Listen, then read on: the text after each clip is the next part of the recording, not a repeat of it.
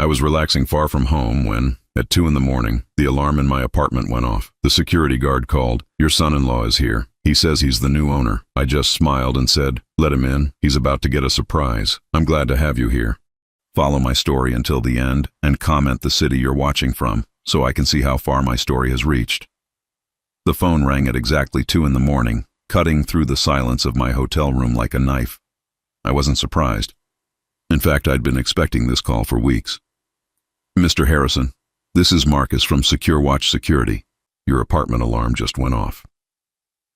His voice carried that professional urgency security guards use when they're not quite sure if they should be worried or annoyed. I sat up slowly, my 63-year-old joints protesting after the long day of travel. I was 300 miles away from home, visiting my sister Margaret in Denver, but my mind was sharp and ready for what was coming. "What's the situation, Marcus?" I asked, though I already knew the answer. "Well, sir, there's a man here at your door, says his name is Alan Morrison. Claims he's the new owner of the apartment and that you gave him the keys." Marcus paused and I could hear muffled voices in the background. "He's got some paperwork with him, but our protocol is to call you first." Alan Morrison, my son-in-law of 5 years, married to my only daughter, Lucy. The man who had spent the last 18 months slowly, methodically, trying to convince everyone that I was losing my mind. A smile spread across my face in the darkness of that hotel room. Not a pleasant smile, but the kind that comes when you finally see a trap you've been setting for months about to spring shut. "Let him in, Marcus," I said calmly, "but keep monitoring the situation closely. And Marcus, make sure all the security cameras are recording everything." "Are you sure, sir? He doesn't have keys and the paperwork looks, well, it looks hastily prepared." "I'm absolutely certain. He's about to get quite a surprise." After hanging up, I didn't try to go back to sleep. Instead, I opened my laptop and logged into the security system's live feed. The apartment I'd called home for 22 years appeared on my screen in grainy black and white. 22 years since my late wife Eleanor and I had bought that place with our life savings. 22 years of memories, laughter, tears, and love. Now I watched as Alan walked through my front door like he owned it. He moved with the confidence of a man who believed he'd finally gotten away with something. At 34, Alan was tall and lean, with the kind of practiced charm that had initially fooled me when Lucy first brought him home. He'd seemed perfect for her, attentive, ambitious, well-dressed. It took me nearly 2 years to see through the facade. I watched him stride into my living room, his eyes scanning everything with the calculating gaze of an appraiser. He walked over to Eleanor's antique china cabinet, the one that had belonged to her grandmother. His fingers traced the glass doors, and I could practically see the dollar signs in his eyes. "Careful with that," I whispered to the screen, knowing he couldn't hear me. The real tragedy wasn't Alan's greed. I'd dealt with greedy people before in my 40 years as a small business owner. The real tragedy was watching what he'd done to my Lucy. My daughter had always been strong-willed and independent. After her mother died 6 years ago, Lucy had been my rock. She helped me through the darkest period of my life, making sure I ate, making sure I didn't isolate myself completely. She was studying to become a nurse, working part-time at the local hospital, building a life she could be proud of. Then she met Alan at a hospital fundraiser where he was working as an event coordinator. Within 6 months, she'd dropped out of nursing school. Within a year, she'd moved in with him. By the time they married, she was completely financially dependent on him, and somehow he'd convinced her that was exactly where she belonged. The changes were gradual at first. Lucy stopped calling as often. When she did visit, Alan was always with her, steering conversations away from her own interests and toward what he thought was important. He had opinions about everything: my health, my finances, my living situation, my inability to accept that I was getting older. The real turning point came about 18 months ago. I'd invited them over for Sunday dinner, something we'd done regularly since Eleanor passed. Lucy seemed distant that day, distracted. Alan, on the other hand, was unusually talkative. "Peter," he'd said, cutting into his roast beef with surgical precision, "Lucy and I have been talking, and we're concerned about you living alone in this big apartment." I'd set down my fork carefully. "Concerned how?" "Well, you're 62 now," he'd continued, as if that made me ancient. "This place is a lot to maintain. All these stairs, the old electrical system, the upkeep costs. And honestly, we've noticed you seem a bit forgetful lately." That word, forgetful, had been delivered with such casual cruelty that it took my breath away. I looked at Lucy, waiting for her to defend me, to tell Alan he was wrong.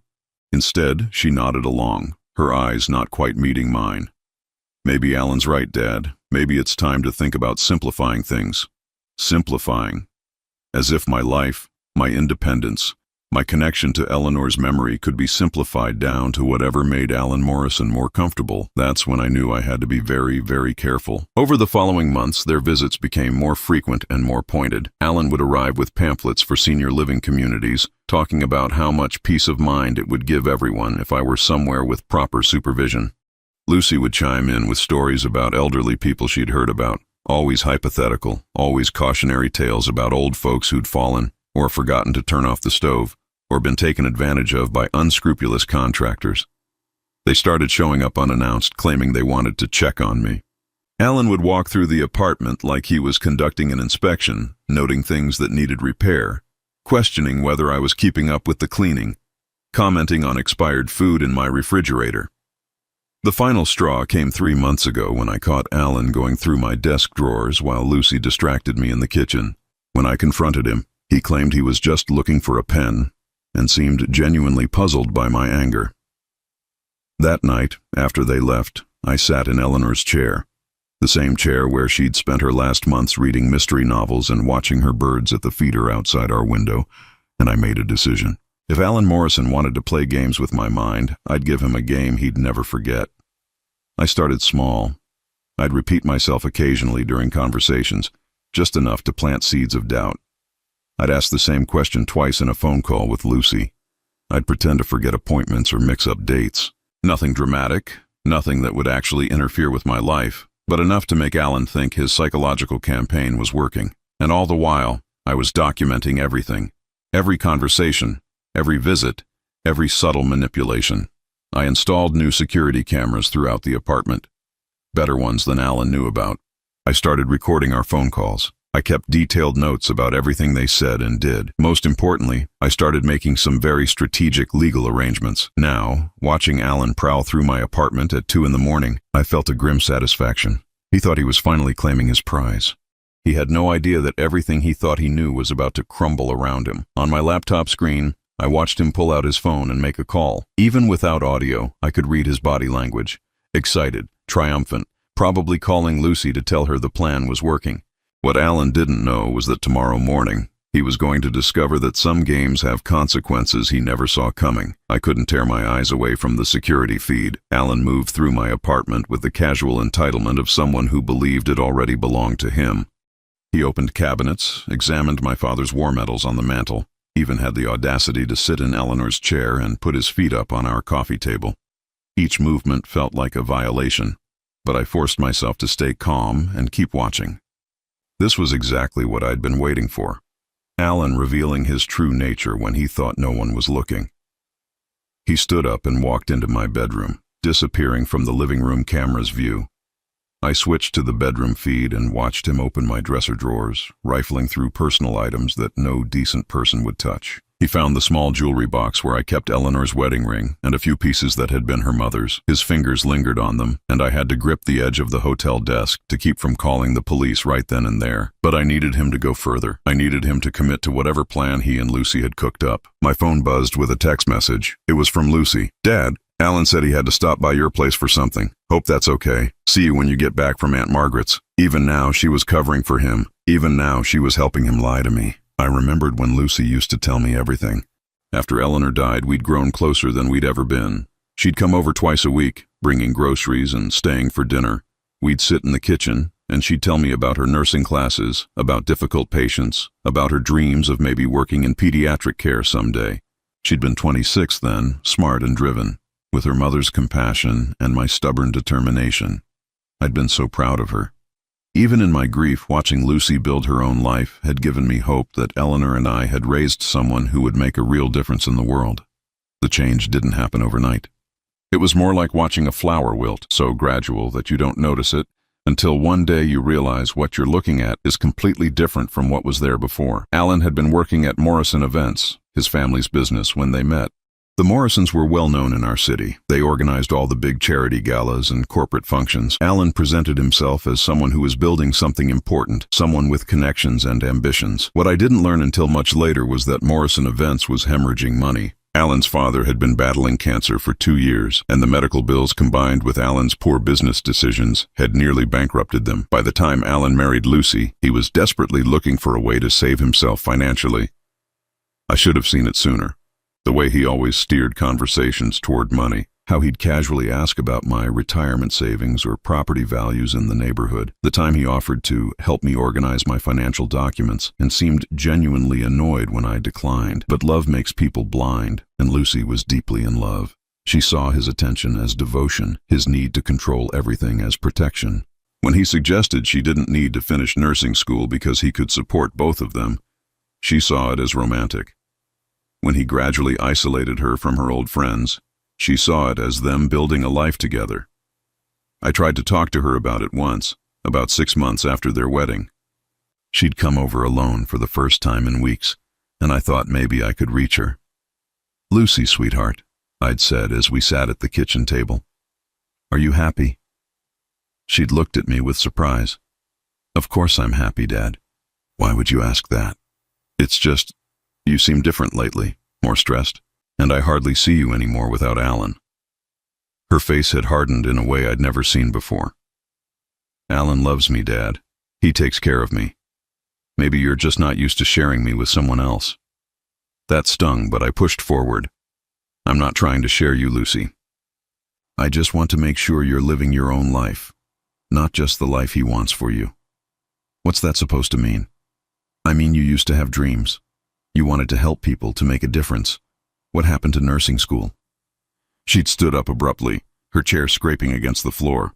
"Alan thinks I'd be happier focusing on our family. He's probably right. Nursing is stressful and the hours are terrible. This way, I can be there for him. But what about what you want? I want what Alan wants. That's what marriage is, Dad. Maybe if you understood that better, Mom wouldn't have spent so many nights crying in the bathroom." The cruelty of that statement had hit me like a physical blow. Eleanor had suffered from depression in her later years, something we'd worked through together with counseling and medication. It had never been a secret, but it also wasn't something to be weaponized in an argument.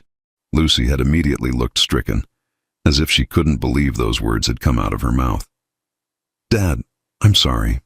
I didn't mean—" "Yes, you did," I'd said quietly. "And now I know where you learned to talk like that." She'd left without another word, and our relationship had never quite recovered. Alan had started joining her for every visit after that, and gradually their visits became less frequent and more focused on their concerns about my declining condition. Looking back, I think that was when Alan realized he could turn Lucy into a weapon against me. If he could convince her that I was becoming unreliable, maybe even dangerous to myself, then she'd support whatever steps he thought were necessary to help me. On the security feed, Alan had moved to my home office. I watched him sit at my desk and start going through the drawers systematically. He found my checkbook and spent several minutes photographing checks and account information with his phone. Then he found the folder where I kept documents related to the apartment, the deed, insurance papers, tax records. This was it.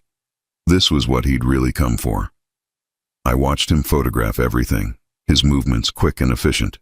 He wasn't just snooping. He was gathering intelligence, building a case for whatever legal maneuver he and Lucy had planned. What Alan didn't know was that those documents were worthless. The real paperwork, the documents that actually mattered, were safely locked away in a place he'd never think to look. My phone rang again. This time it was Alan himself. "Peter? Hey, sorry to bother you so late." His voice was smooth, concerned, the perfect performance of a worried son-in-law. "I know you're visiting Margaret, but I had to stop by your place to grab something Lucy left there last week. I hope that's okay." "Of course," I said, matching his fake concern with my own. "Did you find what you were looking for?" "Actually, I'm a little worried about something. When I was getting Lucy's things from the guest room, I noticed some papers scattered around your office. It looks like maybe you were trying to organize some financial documents but got confused." "There are bank statements and property papers just lying all over the desk." I almost laughed. He was good, setting up his story. planting the seeds of doubt about my mental state, creating a narrative that would support whatever came next. "Oh dear," I said, injecting just the right amount of uncertainty into my voice. I was trying to sort through some old paperwork before I left for Margaret's. Maybe I didn't finish cleaning up. "No worries, Peter. These things happen. But maybe when you get back, we should sit down and help you get organized. Lucy and I have been talking, and we think it might be time to consider getting you some help with managing your affairs, just to take the stress off your shoulders." There it was, the trap he thought he was setting for me. "That's very thoughtful of you, Alan. We can definitely talk about it when I get home." "Great. Oh, and Peter, I went ahead and straightened up the papers for you, just to help out." After we hung up, I sat in the darkness of my hotel room and thought about Eleanor. She'd always been a better judge of character than me.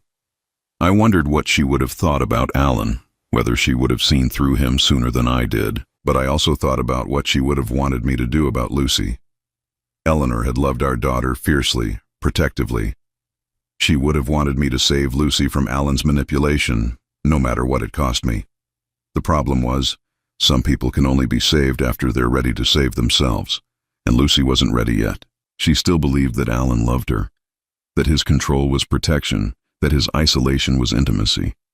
But she was about to learn the truth about the man she'd married. And when she did, I'd be ready to help her pick up the pieces, if she wanted my help.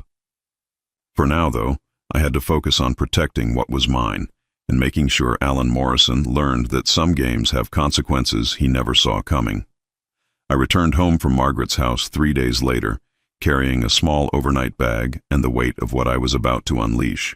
Alan's midnight visit had been exactly the confirmation I needed. Now it was time to let him think his plan was working perfectly. The apartment felt different when I walked in, even though Alan had been careful to put everything back where he'd found it.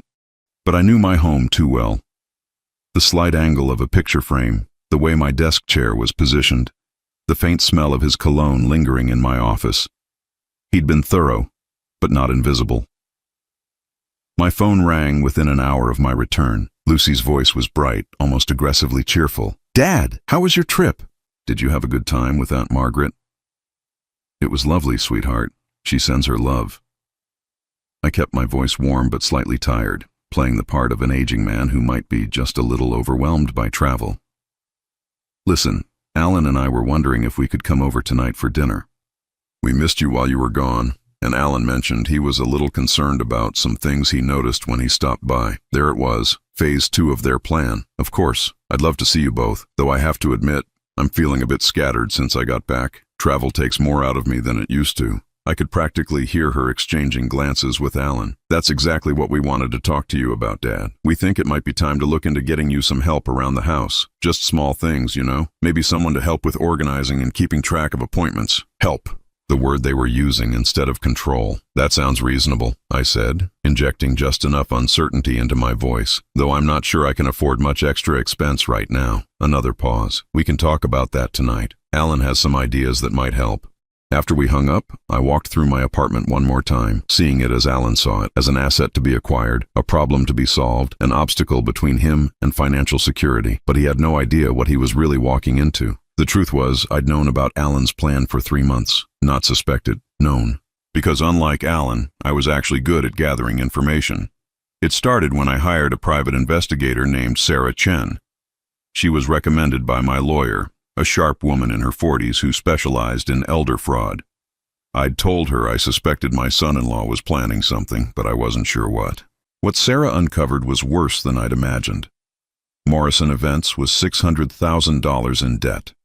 Alan had been borrowing money against future contracts that didn't exist, paying current expenses with money meant for future events. His father's cancer treatment had drained their savings, but Alan's poor management had made everything worse. More damaging was what Sarah found about Alan's relationship with my Lucy. He'd been seeing another woman, a wealthy widow named Patricia Kensington, for 8 months. Patricia was 72 years old and worth approximately $3 million.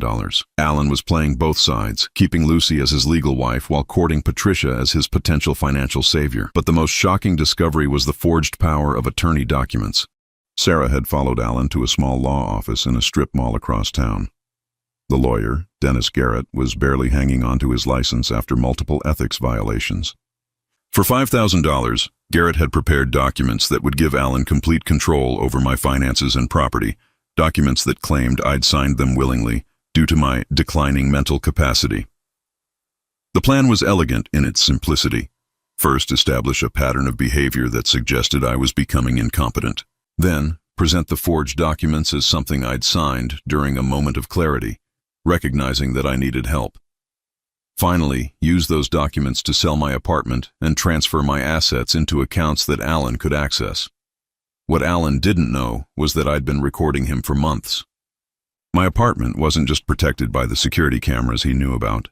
I'd had Sarah's team install tiny recording devices throughout the space, in picture frames, inside lamp bases, even in the pen holder on my desk.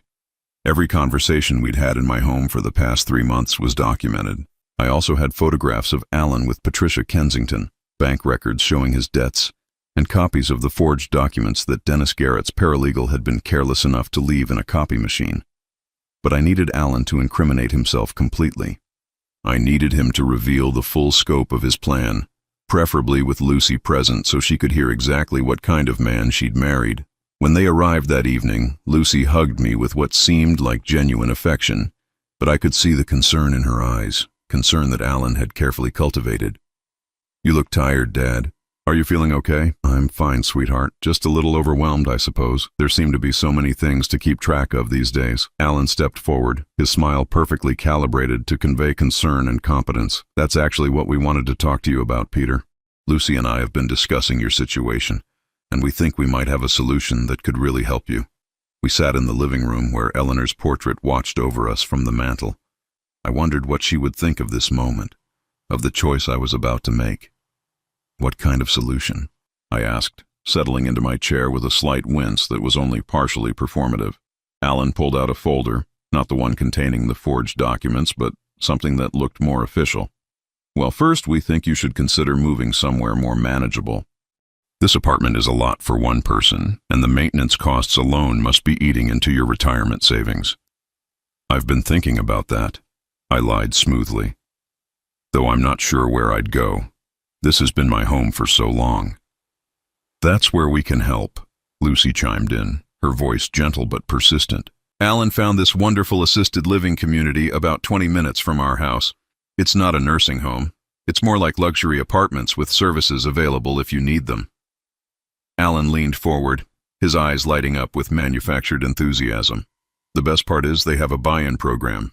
You sell your current place, use that money to secure your spot in the community, and they take care of everything else. No more worrying about repairs, utilities, property taxes. It's perfect for someone in your situation." Someone in my situation. As if being 63 and healthy made me an invalid. "It sounds expensive," I said carefully. "Actually, that's the beauty of it. Your apartment is worth at least $400,000 in today's market. The community buy-in is only $250,000. That leaves you with a nice cushion for other expenses." I blinked slowly, pretending to process this information. $150,000 would be a nice cushion, I agreed, though I'm not sure I'm ready to make such a big decision right now. Alan's smile tightened almost imperceptibly. "Of course, take your time. But Peter, I have to be honest with you. Lucy and I have noticed some changes lately. Small things, but they worry us." "What kind of changes?" Lucy shifted uncomfortably, but Alan pressed on. "Memory issues mostly. Repeating yourself, forgetting conversations we've had, and when I was here the other night, your office was pretty disorganized. Papers everywhere, like you'd started something but couldn't finish it." I let my face show a flicker of confusion, then embarrassment. "I don't remember leaving papers out." "That's exactly what we're talking about, Dad," Lucy said softly. "It's not your fault. These things happen as we get older.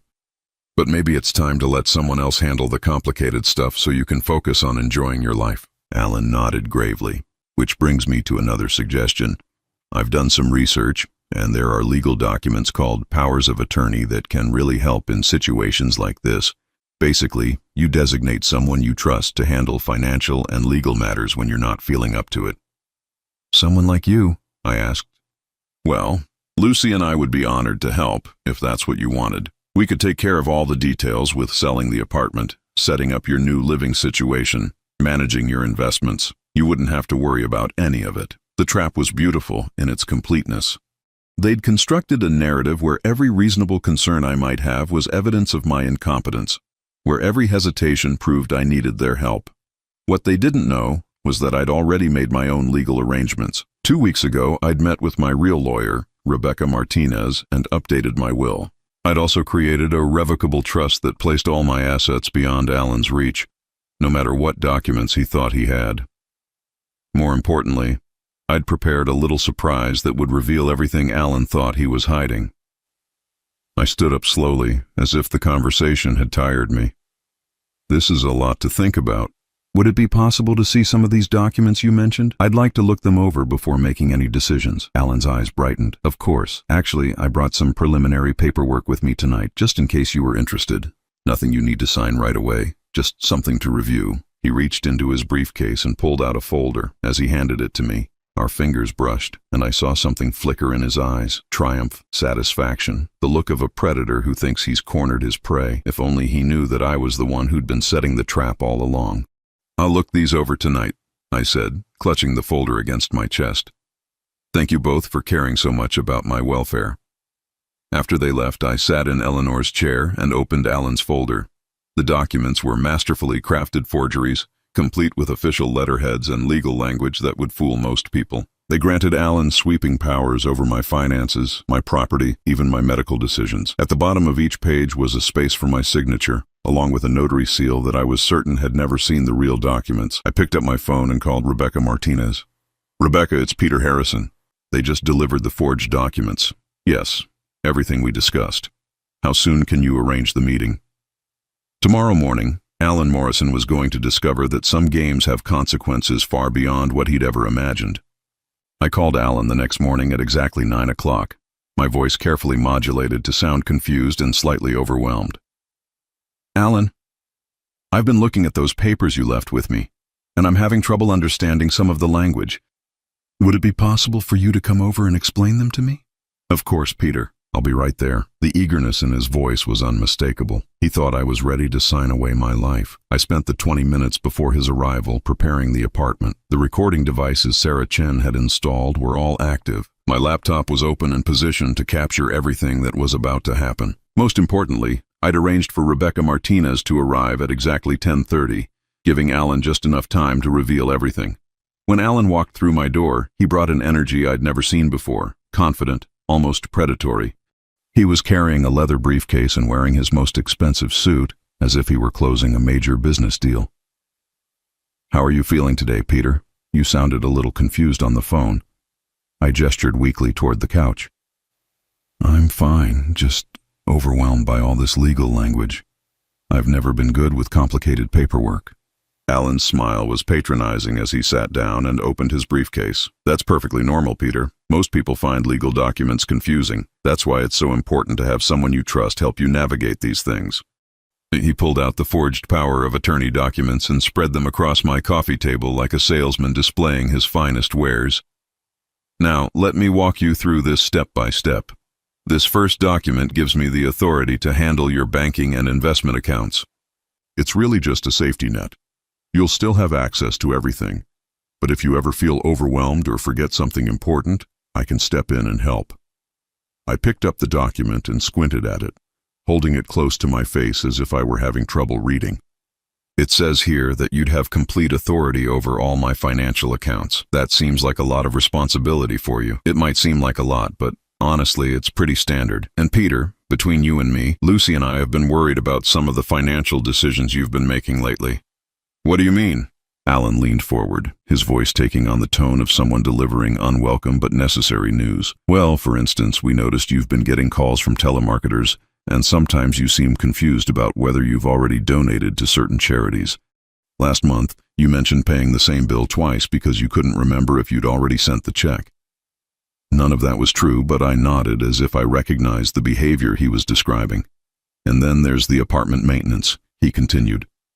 Lucy told me you called the same repair service 3 times last week about the same leaky faucet because you forgot you'd already scheduled the appointment. Also, completely fabricated but delivered with such conviction that even I almost believed it. I suppose I have been a little scattered lately, I said, injecting uncertainty into my voice. Maybe it would be good to have someone helping me keep track of things. Alan's eyes lit up. Exactly. And the second document deals with property management. It would give me the authority to handle the sale of your apartment and help you transition to your new living situation. I examined the second forged document, noting the careful way Alan had structured the language to give himself maximum control while making it sound like he was doing me a favor. The community you mentioned yesterday, Sunset Gardens, it really sounds lovely. It is. I actually drove by there this morning to pick up some additional brochures. He reached into his briefcase and pulled out glossy pamphlets featuring smiling elderly people playing chess and tending gardens. The waiting list is usually quite long, but I spoke with the director, and if we can get your application in by the end of this week, there might be an opening. The pressure was subtle but unmistakable. Sign now, or lose this wonderful opportunity. That's very generous of you to make those arrangements, I said.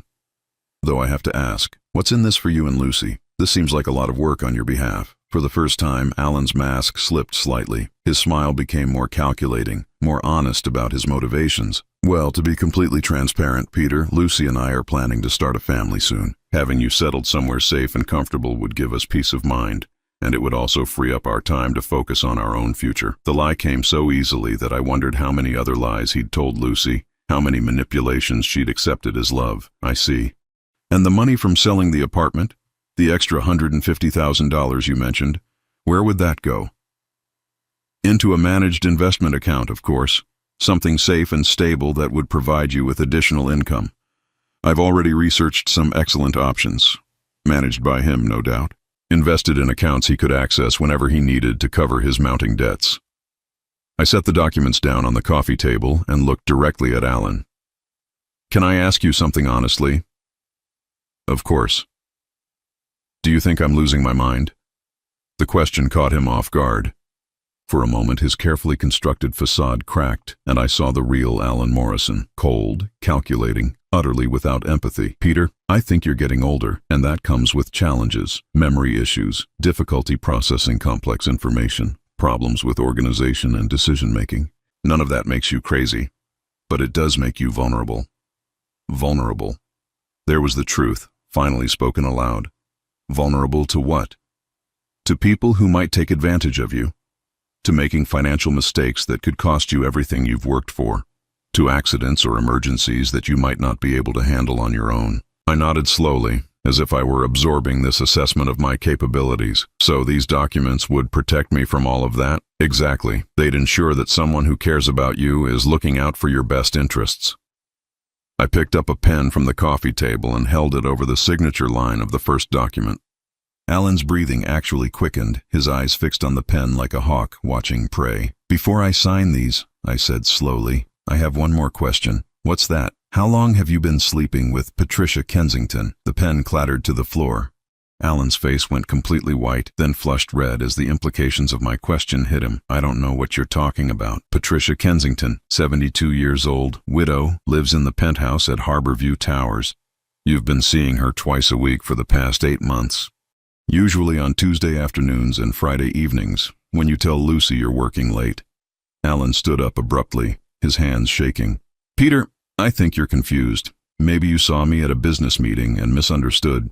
I have photographs, Alan. I have copies of the love letters you've been sending her. I know about the credit cards she's been paying off for you, and I know about the $50,000 loan she gave you last month to keep Morrison Events from going bankrupt. The color drained from his face completely. He sank back onto the couch, his mouth opening and closing like a fish pulled from water. How long have you known? Long enough. The question is, what were you planning to do about Lucy once you got your hands on my money and Patricia's? For a long moment, Alan said nothing. Then, slowly, his expression hardened into something I'd never seen before. Pure, undisguised hatred. You senile old fool. You think you're so clever, don't you? Well, let me tell you something about your precious daughter.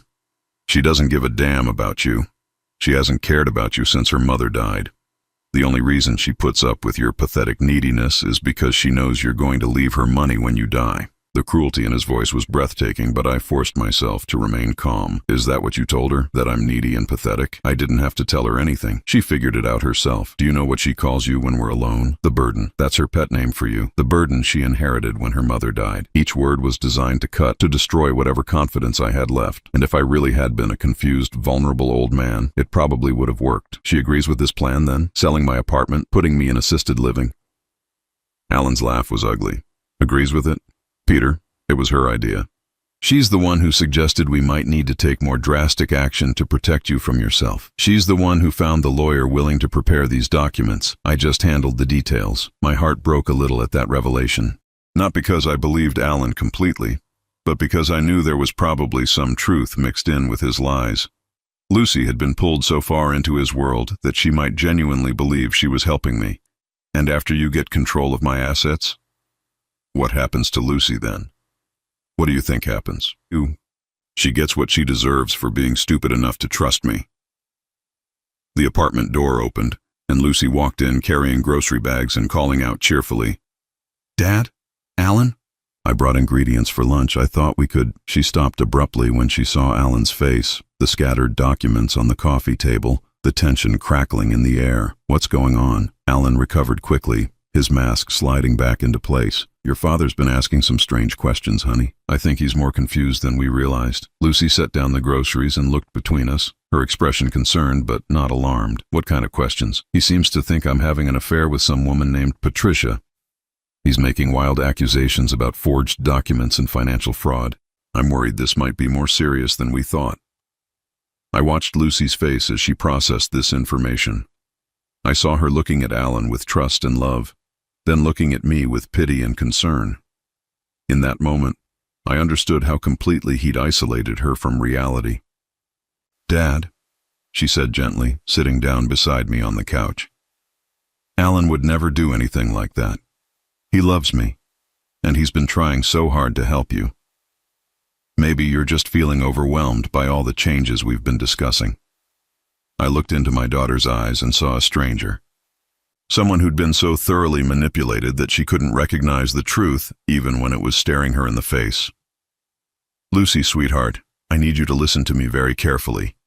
Alan isn't who you think he is." "Dad, please don't do this. I know change is scary, but we're trying to help you." Alan put his arm around Lucy's shoulders, a gesture that looked protective but was really possessive. "Maybe we should call Dr. Peterson, have him come take a look at your father. These kinds of paranoid delusions can be a sign of more serious cognitive decline." That's when I realized Alan wasn't just after my money. He was planning to have me declared mentally incompetent, to lock me away somewhere I could never interfere with his plans again. The front door buzzer rang, interrupting the moment. I glanced at my watch. 10:30 exactly. "That'll be my lawyer," I said calmly, standing up and walking toward the intercom. "Your lawyer?" Lucy looked confused. "Dad, why would you call a lawyer?" Alan's face had gone white again. "Peter, maybe we should discuss this privately first. There might be some misunderstandings we can clear up without involving outside parties." I pressed the button to let Rebecca Martinez into the building, then turned back to face them both. "The only misunderstanding here," I said quietly, "is thinking that I'm too senile to protect myself." Alan stared at me, and for the first time since I'd known him, I saw something that looked like fear in his eyes. He was about to discover that his game was over, and mine was just beginning.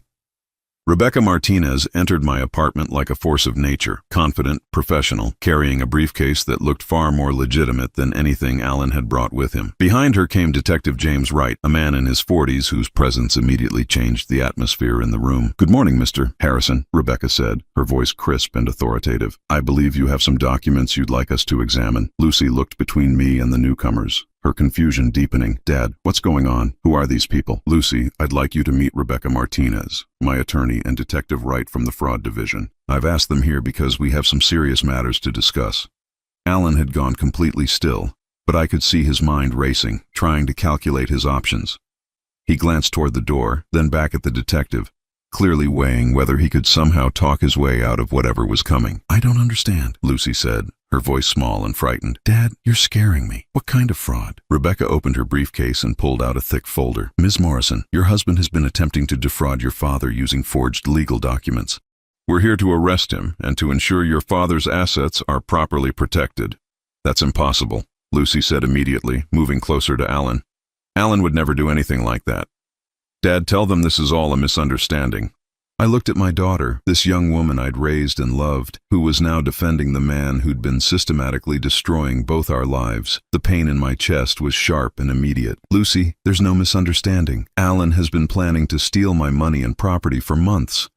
He's also been having an affair with another woman, an older woman with substantial assets. You're lying. Lucy's voice cracked with emotion. Alan loves me. He would never cheat on me.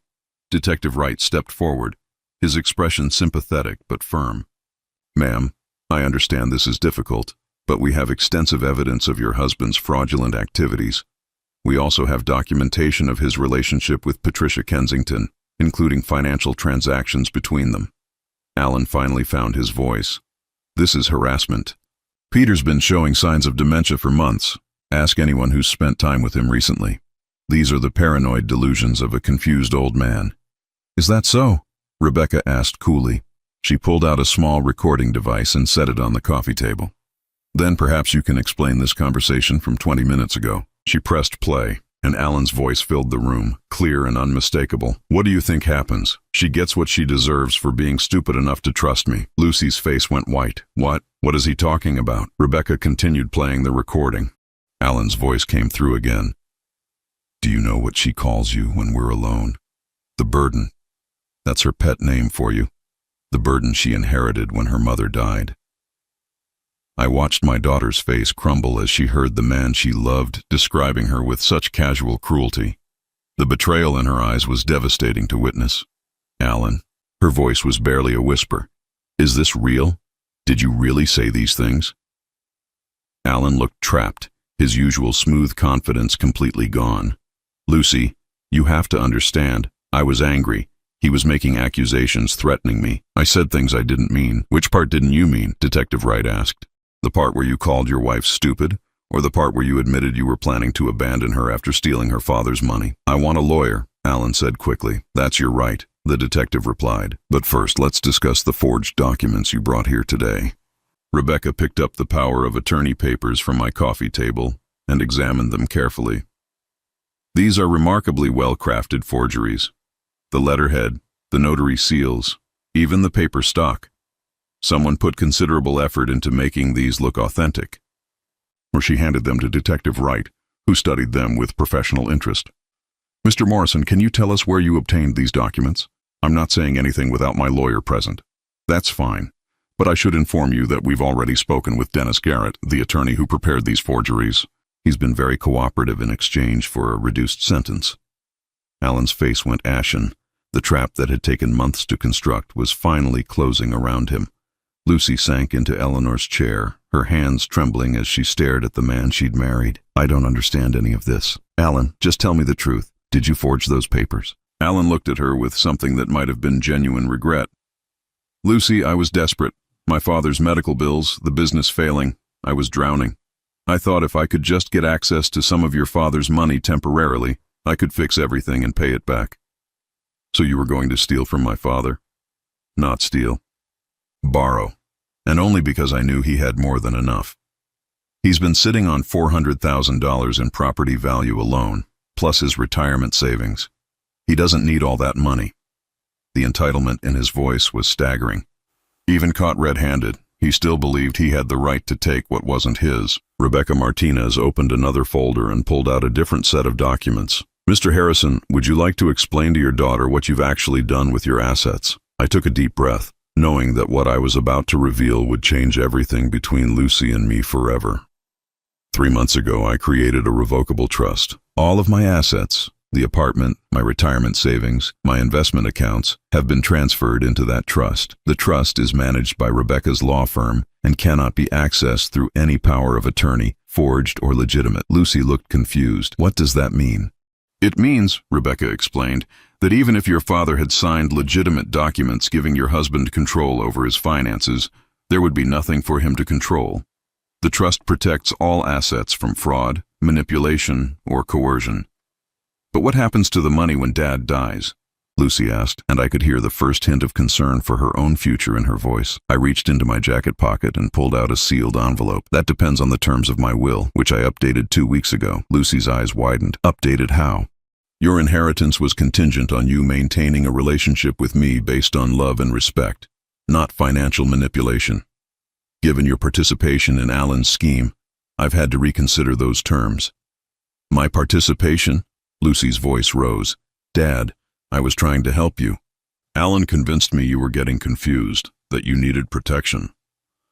Lucy, you told him about my financial documents. You helped him identify which papers he needed to forge.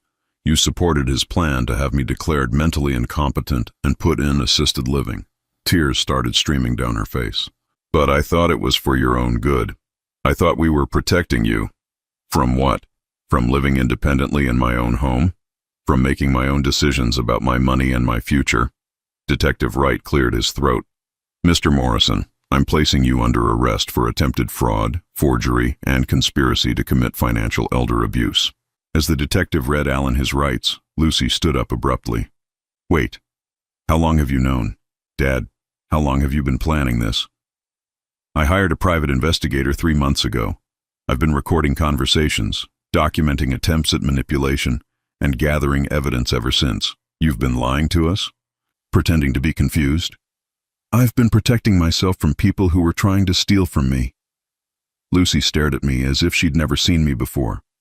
So all those times you seemed forgetful, when you repeated yourself or got confused about appointments, that was all an act. Not all of it. I'm 63, Lucy. I do forget things sometimes. But I'm not senile, I'm not incompetent, and I'm certainly not the helpless old man you and Alan decided I was. She wrapped her arms around herself, looking lost and broken. What happens to me now? If Alan goes to prison, if you've cut me out of your will, what am I supposed to do? The question broke my heart, because it revealed how completely dependent she'd become. The strong, independent young woman who'd wanted to be a nurse had been replaced by someone who couldn't imagine taking care of herself. You can start by deciding who you want to be, I said gently. You're 28 years old, Lucy. You're intelligent and capable. You can go back to school, build a career, create a life that belongs to you instead of someone else. But I can't afford to go back to school. I can't afford anything without Alan. Rebecca Martinez spoke up. Ms. Morrison, you should know that your husband has been receiving money from Patricia Kensington for months, money that legally belongs to the marital estate. You'll be entitled to half of those assets in the divorce proceedings. Divorce? Lucy looked stricken. I can't get divorced. I love him. Lucy, I said as gently as I could, the man you love doesn't exist. He was a character Alan created to manipulate you. The real Alan Morrison is the one you heard on that recording, the one who called you stupid and treated you like a burden. Alan, who had been silent while Detective Wright handcuffed him, suddenly spoke up. Lucy, don't listen to them. I made mistakes, but I do love you. We can work through this. She looked at him with tears streaming down her face. Do you? Do you really love me? Of course I do. Then why were you planning to leave me for Patricia Kensington? Alan's silence was answer enough, sir. As Detective Wright led Alan toward the door, Lucy called out one last question. Dad, is there anything I can do to fix this? Any way to earn back your trust? I looked at my daughter, seeing both the woman she'd become and the girl she used to be. Yes, I said quietly. You can start by learning to trust yourself. After they all left, I sat alone in my apartment, surrounded by the wreckage of my family. The forged documents were gone, taken as evidence. Alan was gone, facing years in prison, and Lucy was gone too, in a way. The daughter I'd raised was lost somewhere inside the woman Alan had created. But for the first time in months, I felt truly free. My assets were protected, my independence was secure, and I'd finally stopped pretending to be someone I wasn't. Eleanor's portrait watched over me from the mantel, and I could almost hear her voice. Well done, Peter. Well done. The game was over, and I had won. 6 months later, I stood in the garden behind my new house, watching the morning sun filter through the leaves of the oak tree I'd planted the week after I moved in.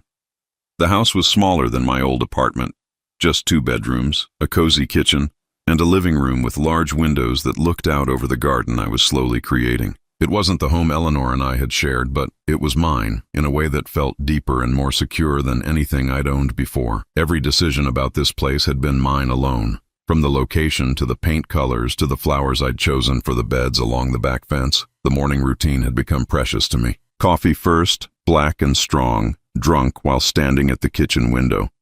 Then out to the garden to check on the tomatoes, the herbs, the small patch of wildflowers I'd planted because Eleanor had always loved them.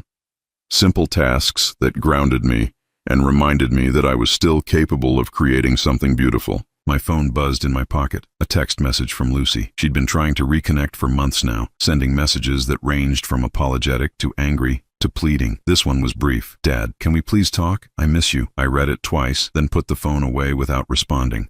It wasn't cruelty that kept me from answering immediately, but caution. Lucy was living in a small apartment across town, working as a receptionist at a medical clinic while she tried to figure out what came next.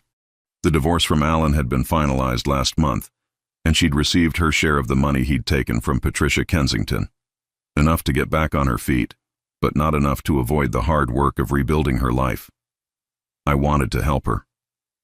Every parental instinct I had screamed at me to call her back, to invite her over, to try to bridge the gap that had opened between us.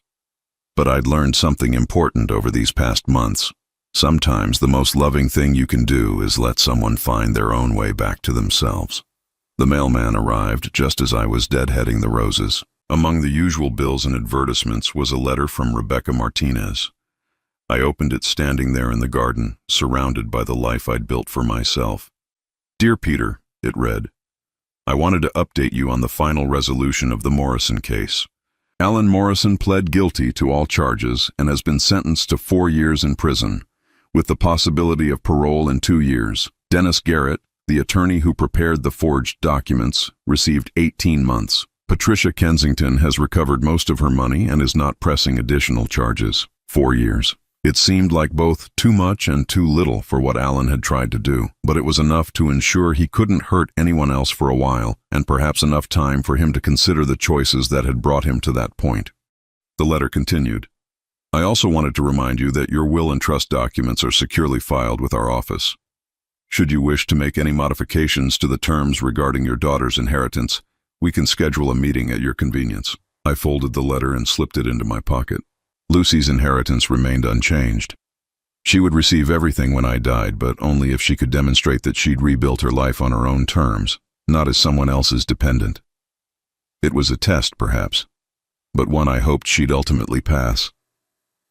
That afternoon, I drove to the farmer's market downtown. It had become a Saturday tradition, selecting fresh vegetables, chatting with the vendors, sometimes stopping for coffee at the small cafe near the courthouse, simple pleasures that had once seemed beneath my notice when I was focused on larger concerns. As I was choosing apples from a vendor's display, I heard a familiar voice behind me. "Dad?" I turned to find Lucy standing there, looking uncertain and younger than her 28 years. She was wearing scrubs, the medical clinic where she worked apparently required them, and her hair was pulled back in a simple ponytail. She looked tired but healthier than she had in months. "Lucy," I kept my voice neutral, neither welcoming nor dismissive. "I saw you from across the market. I wasn't following you or anything, I come here sometimes on my lunch break." We stood there for a moment, two people who shared a lifetime of history but weren't sure how to talk to each other anymore. "How are you?" I asked finally. "I'm okay. Working mostly. Trying to figure things out." She paused, then added quietly, "I've been thinking a lot about what you said, about learning to trust myself." "And how's that going?" A small smile crossed her face. "It's harder than I thought it would be. I spent so long letting Alan make decisions for me that I'd forgotten how to make them for myself, but I'm learning." I selected an apple and handed it to the vendor, who'd been pretending not to listen to our conversation. "What kind of decisions?" "Small ones, mostly. What to eat for dinner, which route to take to work, whether to sign up for evening classes at the community college." She paused. "I've been thinking about going back to nursing school." That sparked something in my chest. Pride, hope, relief. "That's good, Lucy. That's very good." "I wanted to ask you something," she said, her voice becoming more tentative. "Would it be okay if I called you sometimes? Not asking for anything, just talking." I studied her face, looking for signs of the manipulation I'd become so wary of, But what I saw was genuine uncertainty. A young woman trying to reconnect with her father without crossing boundaries she was only beginning to understand. "You can call me," I said carefully. "But Lucy, I need you to understand something. I can't go back to the way things were before Alan. I can't pretend that didn't happen. I know. I don't want to go back either. I want to go forward, but I'd like you to be part of that if you're willing." We walked together toward the parking area, not saying much but comfortable in the silence. When we reached my car, Lucy hesitated. "Dad, can I ask you something?" "What's that?" "Do you think you'll ever be able to forgive me?" "Really forgive me, not just say you do?" It was a question I'd been asking myself for months. The rational part of me understood that Lucy had been manipulated, that Alan's psychological control had been subtle and effective. But the emotional part of me still felt the sting of betrayal, the knowledge that my own daughter had been willing to have me declared incompetent and locked away. "I think forgiveness is something that happens gradually," I said finally. "Not all at once, but little by little, as you show me who you're becoming." She nodded, tears shining in her eyes. "I can live with that. I mean, it's more than I deserve.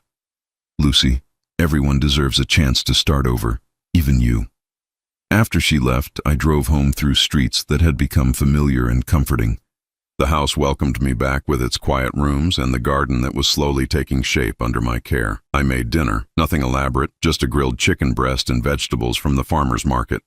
I ate while reading a mystery novel I'd picked up at the library, something I hadn't had time for when my life was consumed with protecting myself from Alan's schemes.